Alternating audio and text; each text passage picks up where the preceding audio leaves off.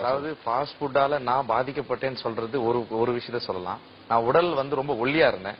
இந்த fast food சாப்பிட்டதுனால, நான் ஹோட்டல் வச்சிருக்கனால அந்த ஹோட்டல்ல நானே சாப்பிட்டதுனால சிங்கிள் பேக்கா இருக்க வேண்டிய என்னுடைய வயிறு இப்ப ஃபேமிலி பேக் ஆயிருச்சு.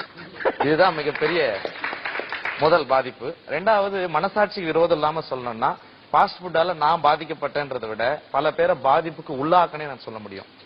ஏன்னு சொன்னா, அந்த ஃபாஸ்ட் ஃபுட்ல நாங்க என்னென்ன பயன்படுத்துறோம், எல்லாரும் வந்து பேசுறது வந்து ஃபாஸ்ட் ஃபுட் நன்மை நன்மைன்னு சொல்றாங்க. அது வந்து ஒரு உயர்தரமான ஹோட்டல்னு நான் சொல்ல வரல.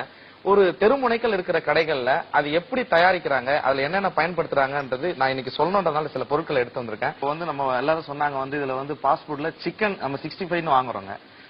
சிக்கன் ரைஸ்ல நம்ம போடுறதுக்கு சிக்கன் பீஸ் போடுறாங்க பாத்தீங்களா, அது வந்து வெள்ளையா இருக்கிற சிக்கனுக்கு சிகப்பு நிறத்துல ஒரு கலர் வரும். அந்த கலருக்கு வந்து இந்த பவுடர் பயன்படுத்துவோம். இது வந்து ஆரஞ்சு ரெட்னு சொல்லுவாங்க. இது கடைகளை நேரா போய் நீங்க கேட்டீங்கன்னா உங்களுக்கு கொடுக்க மாட்டாங்க. ஏன்னா இதெல்லாம் தடை செய்யப்பட்டிருக்குது. இந்த கலர் வந்து நீங்க கையில தடவிட்டீங்கன்னா உங்க கையில இருந்து போறதுக்கே 2 நாள் ஆகும். அப்போ இதை நாங்க அந்த சிக்கன்ல போட்டு அதை பொரிச்சு எடுத்து தான் கொடுக்குறோம். இதை சாப்பிட்டா நம்ம வயிற்றுக்குள்ள போனா என்ன ஆகும் கொஞ்சம் யோசிச்சு பாருங்க. முதல்ல வந்து வயிற்றுப்போக்கு ஏற்படுறதுக்கு மிகப்பெரிய காரணமா இருக்கும் இது. அடுத்து பாத்தீங்கன்னா எல்லாரும் வந்து சோயா சாஸ் ஐயா சொன்னாரு இது நல்லதுன்னு சொல்றாங்க. இந்த சோயா சாஸை தெருமுனைகள்ல யூஸ் பண்ற ஃபாஸ்ட் ஃபுட் கடையில அப்படியே யூஸ் பண்ண மாட்டாங்க. ஏன்னா இதோட விலை வந்து கூடன்றதுனால இதுக்குள்ள வந்து தண்ணியோ இல்ல அந்த ஒரு வாரம் வச்சிருந்த ஆயிலோ இதை மிக்ஸ் பண்ணிப்போம்.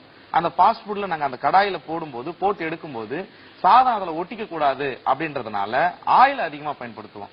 எந்த தெருமுனை கடையில பயன்படுத்துற ஃபாஸ்ட் ஃபுட்லயும் ரீஃபைண்ட் சன்ஃபிளவர் ஆயில் எல்லாம் யூஸ் பண்ண மாட்டாங்க. எல்லாரும் பாம் ஆயில் தான் யூஸ் பண்ணுவாங்க.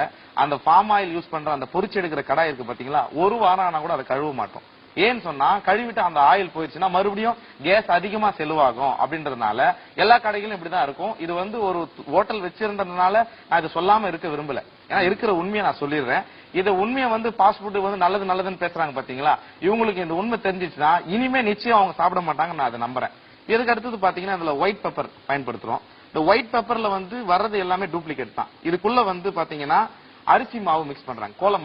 கோல மாவு இருக்கு இல்லீங்களா, அது ஏன்னா இது ஒயிட் வரதுக்காக அதை மிக்ஸ் பண்ணி தான் கடையிலே விற்கிறாங்க. இது எல்லாருக்கும் தெரிஞ்சிருக்குது. அதுக்கு அடுத்தது அஜினோமோட்டோ வந்து உடம்புக்கு நல்லதுன்னு சொல்றாங்க. சைனா சால்ட்னு சொல்றாங்க. இந்த அஜினோமோட்டோவை கொஞ்சம் எடுத்து நம்ம நாக்குல இங்க வச்சு பாருங்க. வச்சுட்டு கொஞ்ச நேரம் கழிச்சுங்க நாக்கு அந்த இடத்துல மரத்துக்கு மாதிரி ஆயிரும். அதுக்கடுத்து பாத்தீங்கன்னா டிவில நான் ஒரு நிகழ்ச்சியில பாத்திருக்கேன். அஜினோமோட்டோ வந்து ஒன்னும் சுவையான பொருள் அல்ல, நாக்குல இருக்கிற சுவையை தூண்டுகிற ஒரு சுரபியை வந்து அது அதிகப்படுத்துது. அதுதான் அஜினோமோட்டோடைய வேலையை தவிர அது வந்து ஒரு உணவுல சுவையான பொருள் இல்லைன்ற ஒரு செய்தி பதிவா இருக்குது தொலைக்காட்சியில. அதுக்கடுத்து பாத்தீங்கன்னா சில்லி பவுடர் யூஸ் பண்ணுவோம், பிளாக் பெப்பர். இதுல போடுற மசாலாவே இதுதான், salt, black pepper, white pepper, chilli powder, Ajinomoto, salt. இதை போட்டு இந்த சோயா சாஸ் ஊத்தி அதை கிண்டி எடுத்தா ஃப்ரைட் ரைஸ் ரெடி. 5 நிமிஷத்துல 8 ரைஸ் நாங்க அடிப்போம் சார். அது வெந்துச்சோ வேகலையோ அதை பத்தி எங்களுக்கு கவலையே இல்ல. ஒரு ரைஸ் 50 ரூபாய்னா 8 ரைஸ் என்ன ஆகுது, 400 ரூபாய் ஆகுது. 5 நிமிஷத்துல 400 ரூபாய் சம்பாதிக்கணும்ன்றதுதான் தொழில் செய்வதனுடைய நோக்கமே தவிர அது மக்களுக்கு ஆரோக்கியமா இல்லையான்றதை பத்தி யாருமே அங்க கவலைப்படுறதே கிடையாது. இதுதான் உண்மை. அதுக்கு அடுத்து இந்த சாஸ் இருக்கு பாத்தீங்களா, இந்த சில்லி சாஸ் எல்லாம் இதை எடுத்து நீங்க கழட்டி நம்ம மூக்கு கிட்ட வச்சு பார்த்தோம்னா கண்டிப்பா எப்ப ஏற்பட்டவங்களும் முகம் சுளிப்பாங்க. ஏன்னா அந்த அளவுக்கு ஒரு மாதிரியான ஸ்மெல் வரும் அதுக்குள்ள இருந்து. இந்த டொமேட்டோ சாஸ் ஸ்வீட்டா இருக்குன்னு சொல்றாங்க. இதெல்லாம் பல நாட்களா நமக்கு தேக்கவத்துல இருந்து ஸ்டாக் ஆன பொருள் தான் கிடைக்குது. அதுக்கடுத்து ஃபாஸ்ட் ஃபுட் கடையில சிக்கன் யூஸ் பண்றாங்க. அந்த சிக்கன் வந்து அன்னைக்கு வாங்கின சிக்கன் அன்னைக்கு உபயோகப்படுத்துறாங்களா அப்படின்றது உண்மையே கிடையாது. ஏன்னா வினிகர் போட்டு 3 நாள் சிக்கனா இருந்தாலும் வாஷ் பண்ணோம்னா அந்த ஸ்மெல் போயிடும். கஸ்டமரை ஈஸியா எங்களால ஏமாத்த முடியும். இந்த மாதிரி இருந்ததுனாலதான் மனசாட்சிக்கு விரோதமா நான் தொழில் செஞ்சேன்றதுனால அந்த கடையை இன்னைக்கு மூடிட்டு நிம்மதியா 8000 ரூபாய் சம்பளத்துக்கு ஒரு வேலை இருக்கிறேன்.